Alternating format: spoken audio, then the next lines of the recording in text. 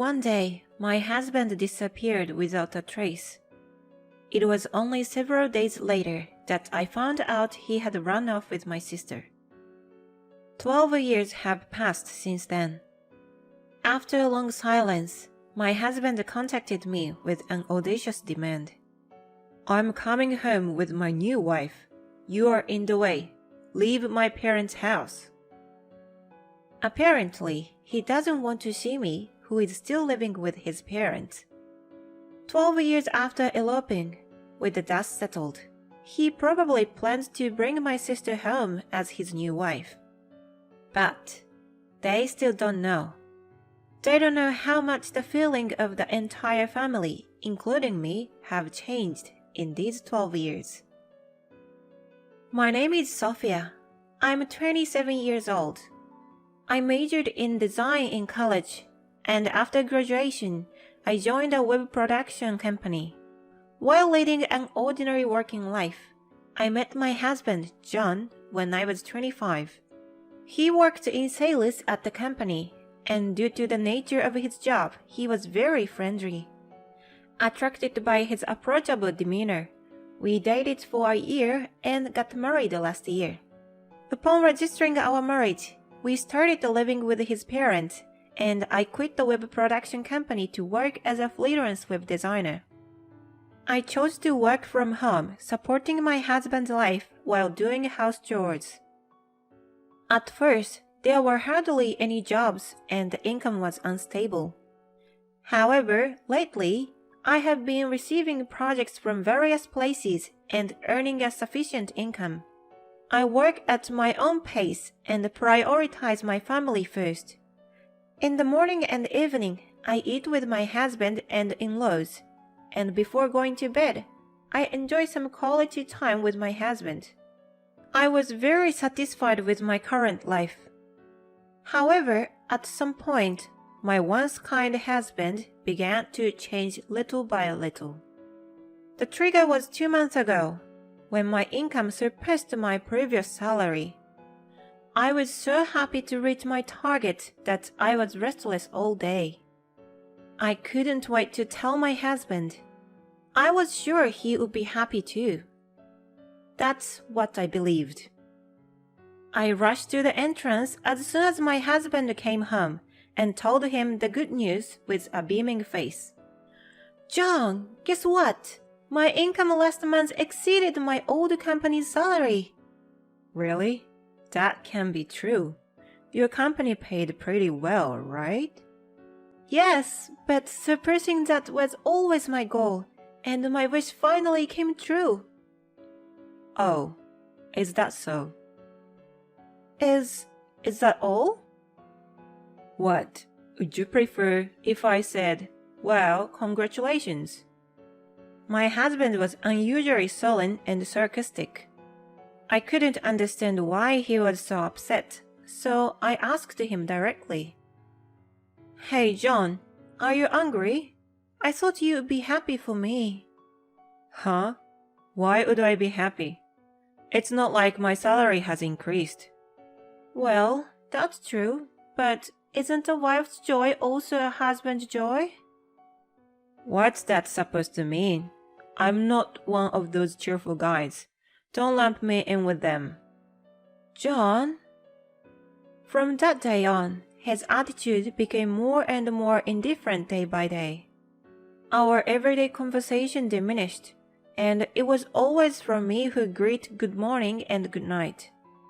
Even though we've only been married for a year, our marriage is far from being a happy one.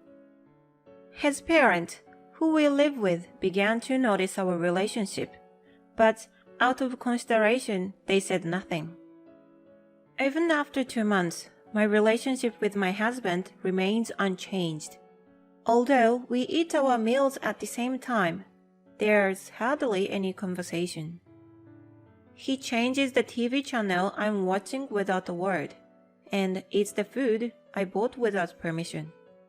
If I object, his response is always amplified, so I've maintained my silence. One day, amidst those days, Mother-in-law started the conversation with an anxious look on her face as I was cleaning the house. Sophia, are you okay? Huh? What do you mean by okay? Oh, well, when you first got married, you used to go out with my son a lot. But lately, there's none of that, right? Not only that, but it seems like there's hardly any conversation either. Well, that's true. It's strange, isn't it? We've only been married for a year. I forced a smile, not wanting to worry my mother-in-law. However, it seemed she saw right through me. My mother-in-law looked straight at me with a serious expression. If you don't want to talk about it, I won't force you. But I'm worried about you. Lately, it seems like you're just putting on a brave face. Putting on a brave face? I'm not doing anything like that. Your father-in-law has noticed too. Both of us are worried that you are pushing yourself too hard. Mother-in-law. At the end of the day, I may be the one to blame for upsetting my husband over the issue of income. But on the other hand, I felt a bit lonely that he couldn't rejoice in my success. The fact that my in-laws noticed my current struggle and showed concern made me so happy, I almost cried. I decided to tell my mother-in-law the whole story.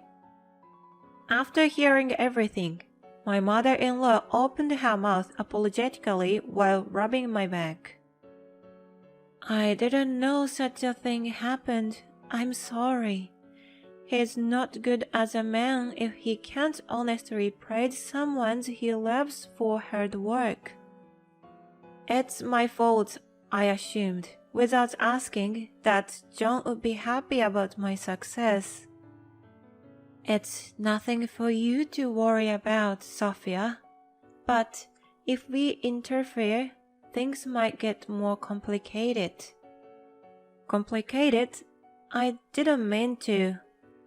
That's why I think you two should have a proper discussion about this. Do you think you can do it? Yes, I'll be fine.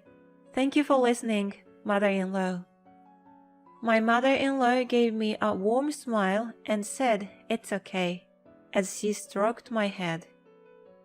My in-laws who treat me just like their own daughter. They were my salvation from the bottom of my heart. Taking my mother-in-law's advice, I decided to have a proper talk with my husband. That night, after my in-laws had gone to bed, I waited for him to come home. But no matter how many hours passed, there was no sign of him coming home.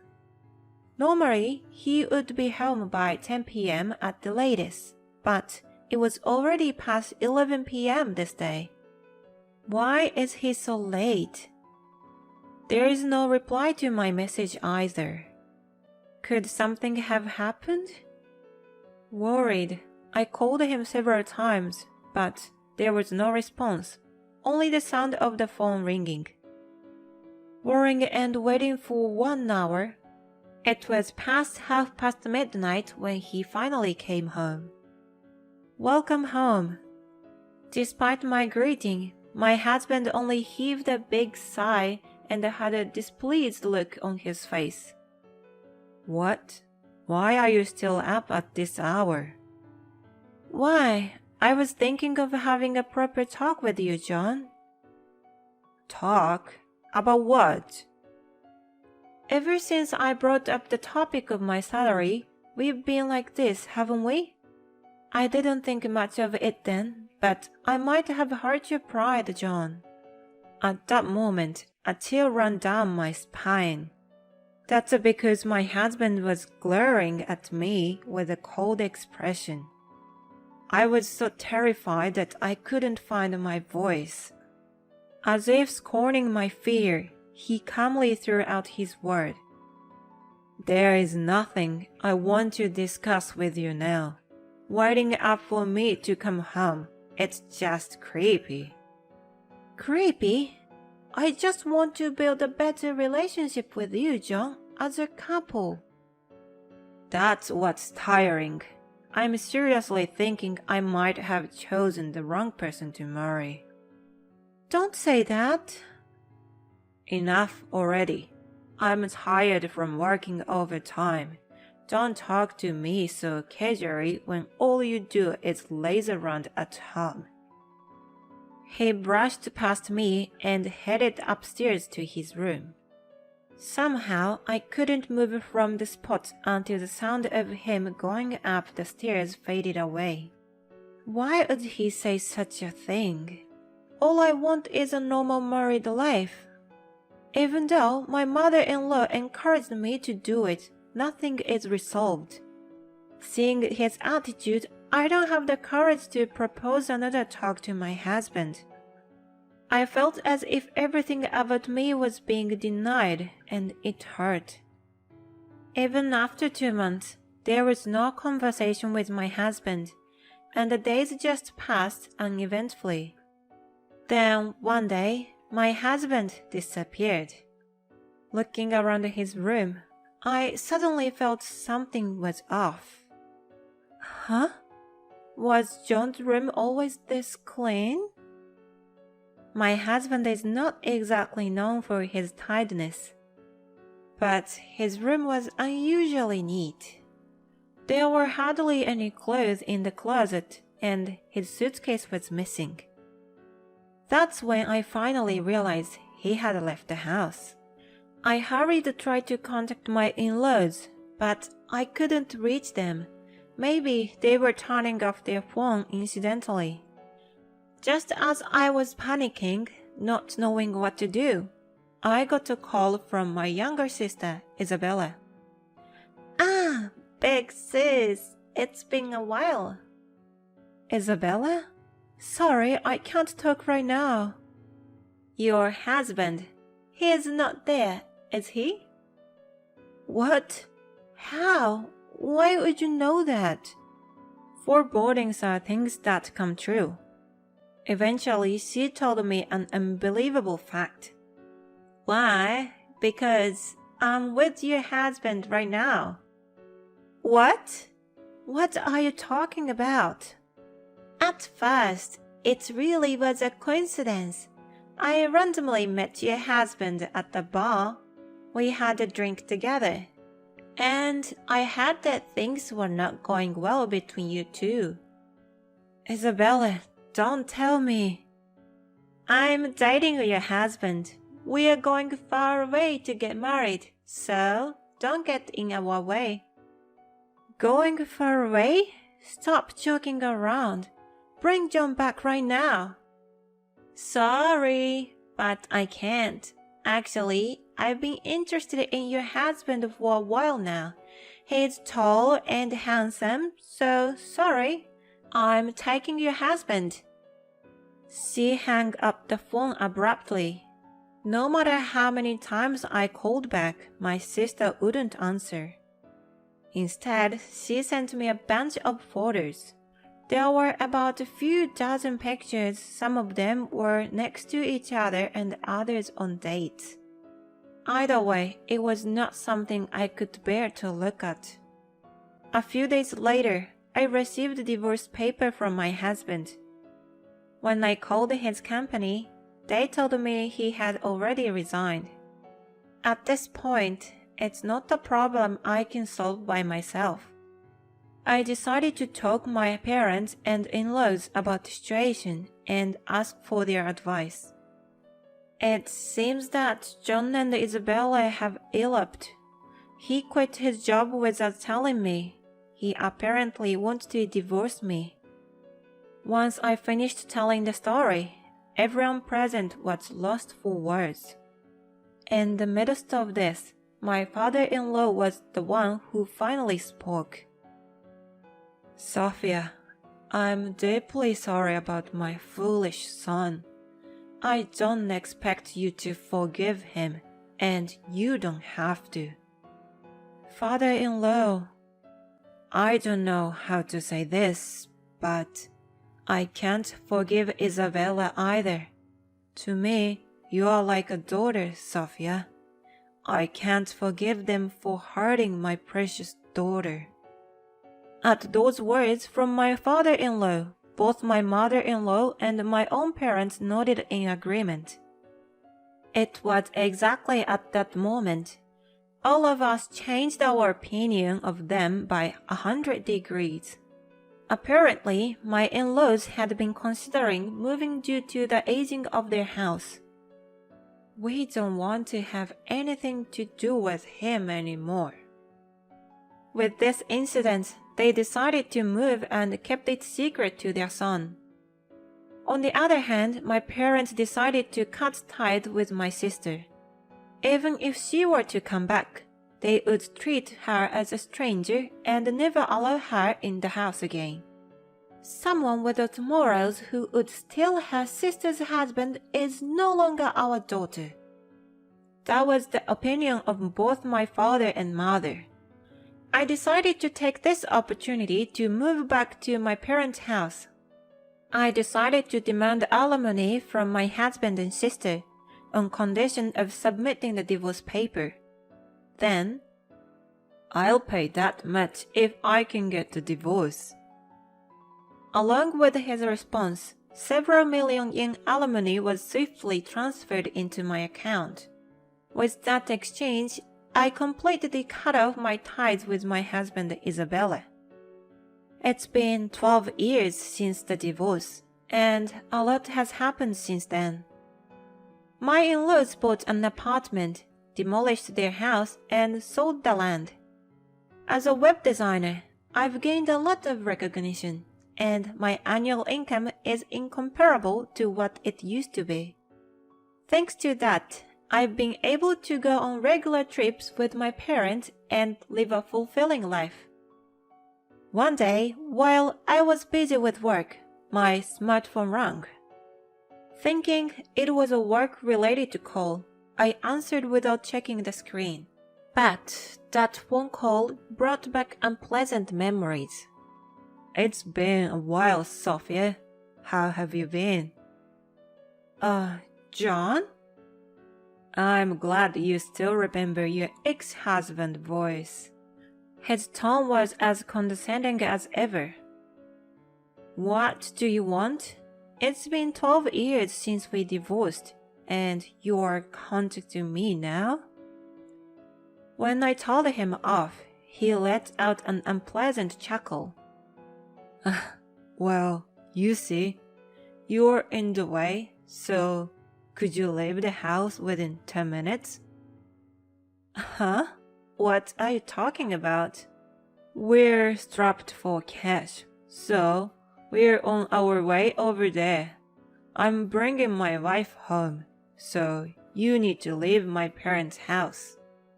It seems he still assumes that I'm living with his parents. After 12 years, he seems to believe that heat has died down and they will be accepted. In the background, yeah, get out! I can hear my sister agreeing with him. These guys really don't know anything. Do they think they will be forgiven just because 12 years have passed? The world is not that forgiving. I might as well show them hell. I took a deep breath, gathered my resolve, and told them, Feel free to come back. I am no longer at your parents' house. Really? Did you get kicked out by my dad or something?